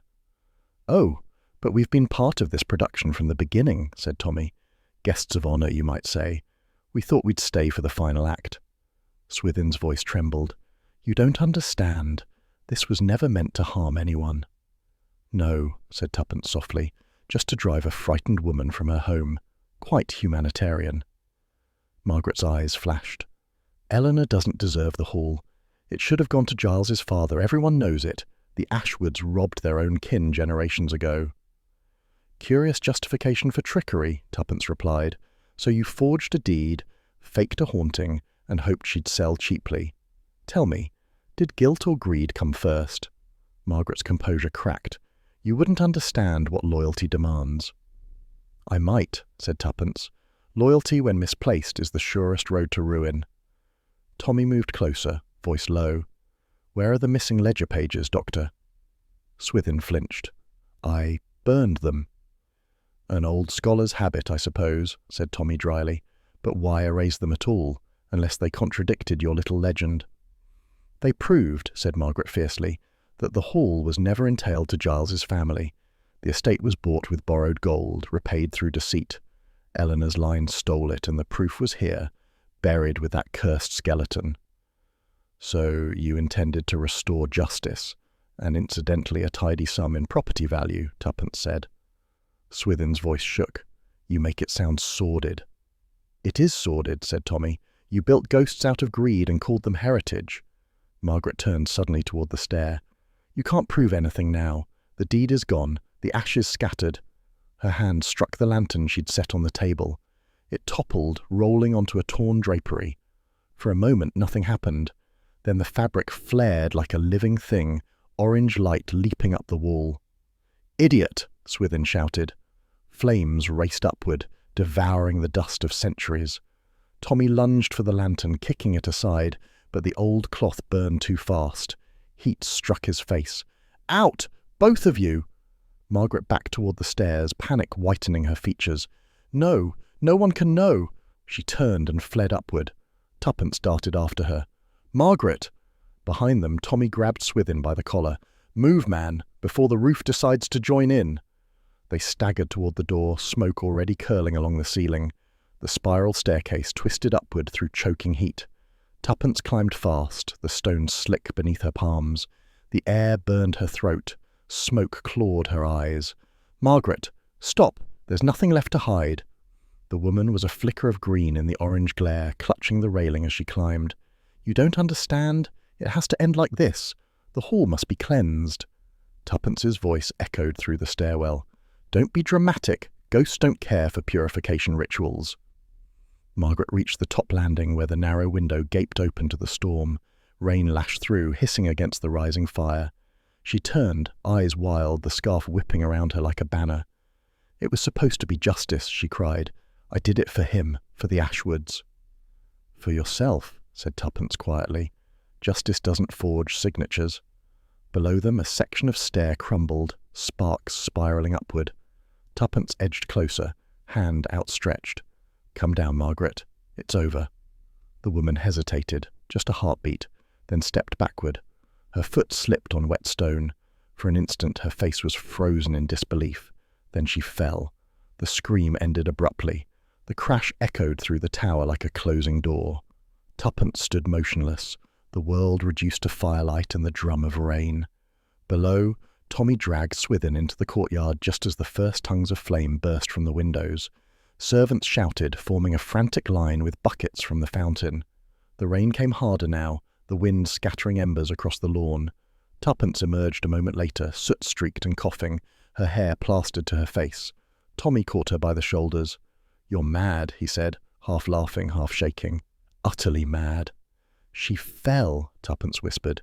"The same place as Eleanor's husband, history repeating itself with terrible enthusiasm." Tommy looked back at the burning tower. Well, the hall's finally having its cleansing, though the fire brigade might call it arson. Lady Eleanor appeared then, a shawl thrown over her nightdress, her face pale in the shifting light. She stared at the flames, that rising from the tower's crown. "Where is she?" she asked faintly. Tuppence hesitated. "Gone, Lady Eleanor. The fire took her." The older woman's eyes filled slowly. "Then perhaps she's found the peace none of us could give her." Behind them, Swithin sat on the wet grass, face buried in his hands. "I never wanted this," he murmured. "She said it would be simple, a trick, nothing more." Tommy crouched beside him. Tricks have a way of turning serious when you light matches. A crash from above silenced them all, the tower's roof collapsing inward. The blaze roared, sparks spiraling like spirits released. Tuppence turned to Eleanor. "It's over now. The ghosts are ashes." Eleanor's tears mingled with rain. "Perhaps," she said softly, "but ashes remember." An hour later, the storm broke for real. Sheets of rain smothering the last of the fire. The courtyard steamed like a battlefield. Smoke curled from the tower's blackened windows, rising in thin, exhausted threads. Tommy stood with the inspector, giving a crisp account that omitted the more supernatural flourishes. Swithin was taken away quietly, too stunned to protest. Tuppence remained near Eleanor, who sat wrapped in a blanket on the steps, staring at the ruin. "She said she did it for the Ashwoods," Eleanor murmured, "but all she did was destroy what little was left." Tuppence knelt beside her. "Some people mistake destruction for devotion. Margaret loved your family's story more than its truth." Eleanor looked at her with tired eyes. "And what is the truth, Mrs. Beresford?" "That love twisted into envy is the most dangerous ghost of all." They sat in silence a while, the rain softening to drizzle. Tommy approached, rubbing soot from his hands. Fire brigade certain the lightning helped it along, a convenient ally for human folly. "Lightning?" Tuppence asked. He nodded. "Struck the upper parapet about the same time the lantern fell. Even nature decided to join the drama." Tuppence smiled faintly. "A collaborative production, then." By dawn the flames were out. The tower stood black and hollow, its stones glistening. Smoke hung over the lawns like faint memory. Inside, the air reeked of burnt fabric and history. Among the debris, the iron chest from the vault had been dragged clear, charred but intact. A constable pried it open under Tommy's supervision. Inside lay the surviving ledger, warped by heat but readable. Tuppence flipped through the brittle pages, her gloves blackened. "Here, see the missing sections? They prove Margaret's claim was half true. The hall did change hands dishonourably once, but the debts were repaid, the title restored lawfully. She built her crusade on a misunderstanding." Tommy exhaled. "So much for the righteous ghost." "She wasn't evil," Tuppence said softly, "just consumed by a story that suited her pain." Later, as the servants cleared the debris, Eleanor approached them. Her eyes were red but calm. "You've given me back more than my home," she said. "You've given it peace." Tuppence smiled gently. "Peace is rarely tidy, Lady Eleanor, but it's always honest." Eleanor looked toward the smouldering tower. "Do you think she meant to fall?" Tuppence hesitated. "Perhaps not, but when one walks too long with ghosts, it's easy to forget which way is down." Tommy cleared his throat softly. "A poetic way of saying she tripped." Eleanor gave a faint, broken laugh, the first sound of life from her in days. Mr. Beresford, you and your wife will stay until the authorities finish, won't you? With pleasure, said Tommy, though I'll expect breakfast unaccompanied by hauntings. Tuppence added, and a kettle that doesn't groan like remorse. Eleanor managed a smile. I think we can manage that. That evening, when quiet finally settled over the hall, Tommy and Tuppence stood at the edge of the lawn, watching the tower silhouette against the moonlight. Do you ever think, Tommy said, that every old house is just waiting for someone to uncover its lie? Tuppence linked her arm through his. Then we'll keep uncovering them, one lie at a time, he grinned. You make it sound almost romantic. It is, she said, eyes on the tower. Love, deceit, death, redemption, it's all the same play, only the actors change. A breeze stirred the wet grass. Somewhere deep within the ruins, a stone shifted and fell, echoing faintly. Tuppence tilted her head. Even ghosts applaud sometimes. Tommy squeezed her hand. Come on, Mrs. Beresford, let's go tell the living what really happened. They turned toward the house where warm light glowed through the windows and the scent of coffee drifted faintly into the night. Behind them, the tower stood silent at last, a monument not to curses or crimes, but to the peril of believing too much in either. Ashwood Hall woke to a morning of uneasy quiet, the kind that follows both confession and catastrophe. The storm had passed, leaving the lawns slick and silver under weak sunlight. Smoke still trailed from the tower like the final breath of a bad dream. In the great hall, chairs stood overturned from the night's chaos, and a faint smell of wet ash hung in the air. Tommy was bent over a small table, polishing soot from his shoes with exaggerated patience. If I ever buy a house with a tower, he said, remind me to check it's not already on fire. Tuppence, seated opposite him with a notebook, smiled faintly. You'd only burn it yourself out of curiosity. He paused mid-polish. Possibly, but I'd charge admission. Their lightness was deliberate, a defiance of the grim hours behind them. The inspector entered just then, looking weary but satisfied, his coat smelling of rain and smoke. Well, Mrs. Beresford, Mr. Beresford, he said, lowering himself into a chair, the business is as tidy as it'll ever be. We've taken Dr. Swithin's full statement. Nasty business, but at least we can close the file before lunch. Tuppence closed her notebook. So, it's confirmed then? The haunting, the documents, the forgery, all part of the same play? Indeed, said the inspector. Our learned doctor admitted to forging the deed with a bit of help from Miss Margaret. She had the handwriting down to a science, apparently, copied Lady Eleanor's signature from old correspondence. Tommy nodded. And the lights, the noises, the so-called ghost? Her invention. Clever woman, used the old servant's stairs, made holes behind that portrait for spying, and kept the servants on edge with a few well-timed wails and lantern tricks. An economy production of Macbeth, murmured Tuppence. The inspector gave a short laugh. As for motive, it's plain enough. Sir Giles wanted proof that the hall was entailed to his line. Swithin manufactured it. Margaret supplied the drama to drive Lady Eleanor into selling. They'd have split the profit. Tommy frowned. And the skeleton? Genuine, said the inspector, grimly amused. Probably the original Sir Ambrose, been there since the Civil War, as the stories said. The doctor used him as a prop, a bit of archaeological evidence to authenticate the forged deed.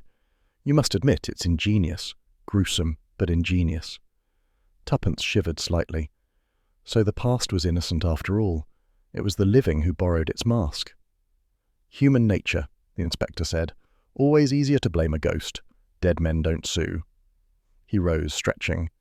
Lady Eleanor's giving a statement now, poor soul. She wants nothing more to do with inheritance or titles. Says the hall's seen enough of both. An hour later, Tuppence and Tommy were summoned to the drawing-room. Lady Eleanor sat by the window, the morning light outlining her frail profile.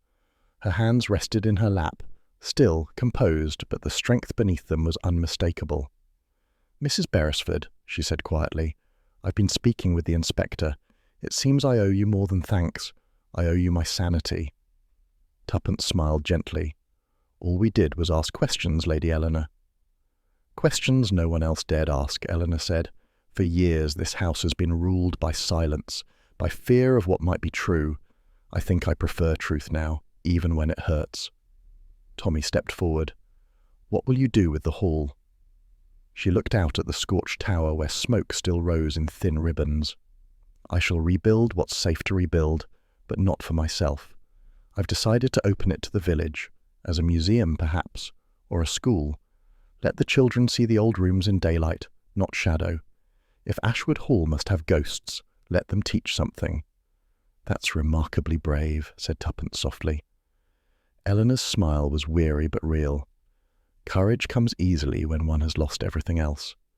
Tommy bowed slightly. You still have a home, my lady. For the first time, she said, perhaps I do. Outside, the inspector directed constables toward the damaged tower, where the last of the smoke curled like faded parchment. Tuppence and Tommy lingered near the entrance steps, watching the bustle of restoration begin. You know, Tommy said thoughtfully, I can't decide whether we exorcised a ghost or started a historical society. Both, said Tuppence. One requires candles, the other catalogues. Either way, the dust is the same. He chuckled. You'd make a fine philosopher if you weren't so fond of mysteries. She looked back toward the tower. Mystery and philosophy aren't so different. Both start with people lying to themselves. Speaking of which, he said, straightening his tie, we never did finish our breakfast yesterday.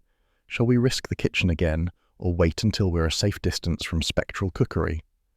Tuppence smiled. I'd like to see the hall in daylight first. It looks different when it isn't pretending to be haunted. They wandered through the main corridor, sunlight striking the cracked marble floor and illuminating the portraits along the walls. The air was sharp with cleaning soap and damp wood. In the library, books lay scattered from the night's commotion. Tuppence picked one up, a collection of county histories, its pages singed at the edges.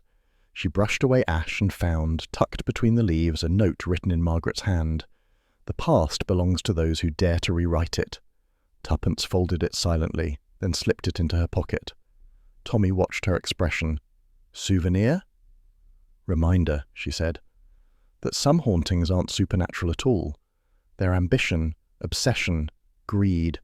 The same old ghosts, just better dressed. By late afternoon, their bags were packed and the motorcar stood ready at the gate. Lady Eleanor insisted on seeing them off. The wind carried the faint scent of smoke from the tower ruins, mingled with the sweetness of wet grass. You're certain you won't stay a few more days? She asked. The village would adore you. Tommy grinned. Tempting, but we've a knack for outstaying our welcome. Best to leave before the tea runs out. Tuppence added warmly, and before another ghost decides to make an appearance, we do seem to attract them. Eleanor took her hand. You've both given me more than peace. You've given me perspective. Ashwood Hall may have been built on betrayal, but perhaps it can end in truth. Tuppence squeezed her fingers. Truth and ashes make fertile ground, Lady Eleanor. Something new always grows.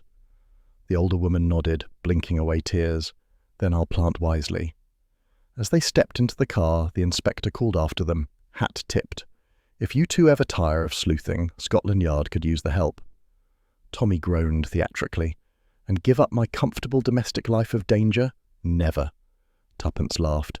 We prefer our chaos freelance. The car rolled forward, crunching over gravel. The hall receded behind them, its facade bright in the slanting sun, the tower black against the pale sky. For a while neither spoke. The countryside unfurled in quiet greens and golds, hedgerows glistening from rain. At last Tommy said, It's curious, isn't it? Everyone blamed fear, the ghosts, the curse, but it was just greed all along. Tuppence nodded, gazing out the window. Fear often hides greed, and greed, when cornered, hides behind fear. A perfect masquerade. He polished an invisible speck from his sleeve. Then what do we hide behind? Humour, she said promptly. It's cheaper than therapy, he grinned, and twice as effective. They crested the hill, the road curving toward the village. Smoke from the ruined tower still trailed faintly into the sky, a last wisp of memory refusing to fade. Tuppence turned in her seat, watching until the hall vanished from view. You know, she said softly, people always talk about ghosts as if they were trapped souls, but most of them are the living, those who can't stop rewriting what's already over. Tommy glanced at her. And you? Oh, I prefer editing the present. He laughed, shifting gears as the car picked up speed. Mrs. Beresford, remind me never to cross you. She smiled. You already have. But you were lucky. I rather like you alive. He gave her a sidelong look. You see why marriage to you is both adventure and peril? Exactly why you'd be bored anywhere else. The motorcar hummed along the wet road, its wheels hissing softly. Behind them, the silhouette of Ashwood Hall blurred into the mist, a monument to folly, courage, and the peril of believing too much in ghosts. As the countryside opened before them, sunlight broke through the last cloud, gilding the road ahead. Tuppence leaned back, content. Onward, Tommy. The world is full of old secrets and new luncheons. He smiled, eyes on the road. In that order, I imagine. The car vanished down the lane, leaving only the distant echo of laughter and the faint scent of smoke, the final whisper of Ashwood Hall's ghosts, at last laid to rest. The Beresfords' flat in South Audley Street was at its best in late afternoon, sunlight catching the brass rim of the teapot, traffic murmuring distantly below, and the faint tick of the mantel clock asserting civilization over chaos. Tuppence sat in her favourite chair, feet tucked neatly beneath her, a china cup balanced on her knee. The newspaper beside her bore the headline, "Fire at Historic Cotswold Estate, No Casualties." She read the column once more, smiling at its brisk understatement. "No casualties," she repeated aloud. "That must include our nerves." From the sofa, Tommy grunted amiably without looking up from the crossword. They never mention nerves in casualty reports. It would empty the army. "You were very heroic," she said. He raised an eyebrow. "I was very smoky. Heroism smells less of singed eyebrows." She laughed. "Still, you rescued Dr. Swithin. That counts." "I merely pulled him in the right direction. Gravity did the rest." Their easy rhythm, broken only by the clink of teaspoons, carried a quiet satisfaction, the deep exhale after danger. The room, with its comfortable clutter of books and small absurd ornaments, felt reassuringly small after the echoing halls of Ashwood. Tuppence poured more tea. "I keep thinking of Lady Eleanor," she said.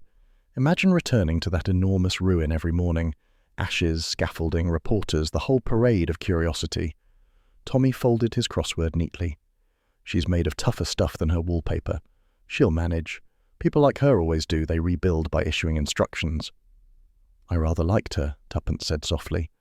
There was something brave in the way she faced it all, as though guilt had no place in her vocabulary. "Perhaps it doesn't," he replied. "Guilt's a luxury of those who don't have to give interviews." A knock interrupted them, a crisp, business-like sound. Tommy went to the door and returned with a telegram on a silver tray, the envelope still damp from rain. "Addressed to both of us," he said, settling beside her. "Perhaps Scotland Yard is finally offering me that job." "You'd be insufferable with a badge," she said. "Open it." He tore the flap and read aloud. "Deepest gratitude for revealing truth behind the ghost. Ashwood Hall rises again, this time honest. With affection, Eleanor Ashwood." Pinned to the message was a small parcel wrapped in brown paper and string. Tommy untied it with mock ceremony. Inside lay a single silver cufflink, gleaming where it had been polished, the engraved crest still visible. "Well," he said softly, "I'll be dashed. The button I found on the tower stairs." Tuppence took it from him, turning it in the light. "You dropped it in your pocket and forgot. Trust Lady Eleanor to find it, clean it, and improve upon it." "She's framed my absent-mindedness as treasure," Tommy said. "That's class." Tuppence examined the delicate crest, a crown bisected by a thin line, the same symbol that had haunted the watermark of Eleanor's letter. "Full circle," she murmured. "The mark of the past, redeemed." Tommy fastened it to his sleeve. "How do I look?" "Like a man who survived history," she said. "A rare species." He reached for her hand. "And you? Still haunted?" She shook her head, smiling. "No, just thoughtful. It's odd, isn't it? Every ghost story ends the same way. Someone mistook fear for fact." He poured the last of the tea. "Fear's persuasive. It even makes people marry." She gave him a warning glance over the rim of her cup. "Careful, Thomas Beresford." "Just an observation. Fear of boredom drove me straight to you. And look where that got you, into collapsing towers and forged wills." "Worth it," he said simply. A pause settled between them, comfortable, companionable. Outside, a cab honked. Somewhere down the street, a newsboy shouted the evening edition. The mundane sounds wrapped the moment in ordinary peace. Tuppence stretched, setting her empty cup aside. "You realize," she said, "we've earned a holiday, preferably somewhere without ancestral curses or subterranean vaults." "Agreed," said Tommy.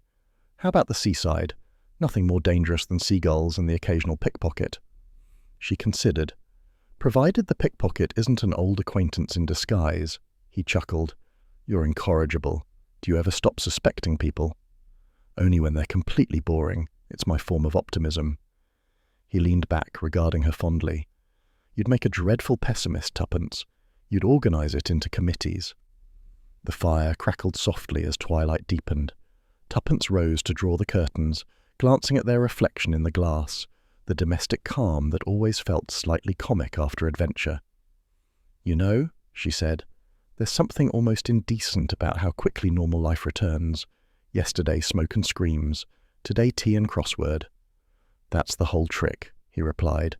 "If we didn't reset, we'd go mad. Adventure's only tolerable because it ends with laundry." She smiled, turning back to him. "Do you suppose Ashwood Hall will truly be peaceful now?" Tommy considered. "Oh, for a while. Until the tourists arrive and someone decides to reenact the haunting for 6pence a ticket. Human imagination abhors a vacuum." Tuppence laughed. "Then the ghosts will have competition." The clock chimed 6. She crossed to the sideboard, opening the small cedar box where they kept keepsakes from old cases, letters, photographs, odd fragments that only they could interpret. Carefully, she placed the telegram and its cufflink inside. "There," she said, "proof that even haunted towers have a sense of style." Tommy joined her, glancing at the collection. "Do you realize, one day we'll have to explain this to our grandchildren? This was the button from the fire. This the postcard from the counterfeit countess. This the hairpin from the spy who wasn't," Tuppence added. "They'll think we were lunatics. Or legends." "Same thing," she said. They stood for a moment, smiling at the absurd museum of their own making. Then Tommy closed the lid with a small click. "Tea's gone cold," he observed. "So have ghosts," she replied. Evening settled fully now, the lamps casting golden pools across the room. Tuppence curled once more in her chair, the newspaper folded neatly beside her. "Do you miss it already?" Tommy asked. She pretended to ponder. "A little. The thrill of not knowing what will happen next. It's rather addictive." He poured fresh tea, his tone mock solemn. "Then we'll just have to wait for the next telegram. Trouble always sends one." "Promise?" "On my honour," he said. "Though next time, perhaps something indoors, say, a nice forgery in Mayfair. Less risk of combustion." "Very well," she said, "but keep the cufflink polished. It may bring luck." He raised his cup in salute. "To luck, and to ghosts that stay politely in their place." She echoed the gesture. "And to the people foolish enough to chase them." The clock ticked on, unhurried, as London's evening hum rose beyond the windows. Within the quiet room, laughter mingled with the clink of china, the small, bright sounds of life resuming. Tuppence leaned back, eyes half closed. "I like this part best," she murmured, "when everything dreadful is over and we can pretend we're ordinary." Tommy smiled. "You could never be ordinary." "Flattery accepted," she said, "but pour more tea all the same." He obeyed, the liquid amber in the lamplight. Outside, rain began again, gentle and civilized, the kind London preferred, and as it tapped softly against the panes, the telegram on the mantel fluttered once in the draught, catching the light before settling still, its message of gratitude gleaming faintly in the calm.